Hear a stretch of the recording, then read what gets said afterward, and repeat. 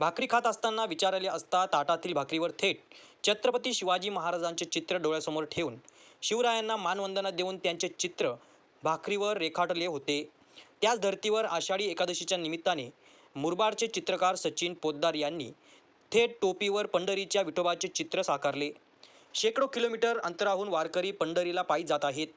टाळ मृदुंग वाजवत, गाजत, ऊन वारा पाऊस याची पर्वा न करता लहानांपासून वयोवृद्धांपर्यंत लाखो भाविक भक्त पंढरीच्या वारीत सामील झाले.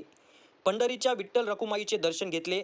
त्याच पंढरीच्या विठ्ठल रखुमाईचे दर्शन घेऊन सुप्रसिद्ध चित्रकार सचिन पोद्दार यांनी पांडुरंगाचा भात झाल्याने त्यांनी थेट डोक्यावरील नव्या कोऱ्या टोपीवर विठ्ठलाची मूर्ती, वारकऱ्यांची दिंडी, पंढरीचे मंदिर अशी प्रतिकृती साकारली. दिवस रात्र भक्तीचा सजलेला मेळा त्यांची पंढरी एकाच टोपीत कोरून आपल्या कलागुणांना वाव दिला. त्यांचे मुरबाडकरांनी स्वागत केले आहे.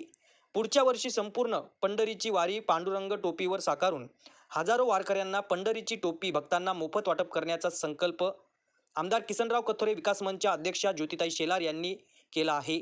मुरबाडच्या शाळा कॉलेज विठ्ठल मंदिरामध्ये आषाढी एकादशी निमित्त पायी दिंडी काढून विविध कार्यक्रमाचे आयोजन केले होते.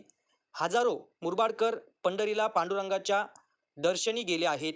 शिरवली मानवली येथील हबप्पर रामभाऊ दळवी यांनी पायी दिंडी मोहोप सरळगाव मंदिरामध्ये भक्तिभावाने काढली होती. संपूर्ण मुरबाड तालुका आषाढी एकादशीच्या आनंदात न्हाऊन गेला होता. त्यामध्ये चित्रकार सचिन पोद्दार यांनी डोक्यातील टोपीवर संपूर्ण पायी दिंडी पांडुरंगाची चित्र रेखाटून भक्तांना शुभेच्छा दिल्या आहेत. नामदेव शेलार, युवा महाराष्ट्र, मुरबाड.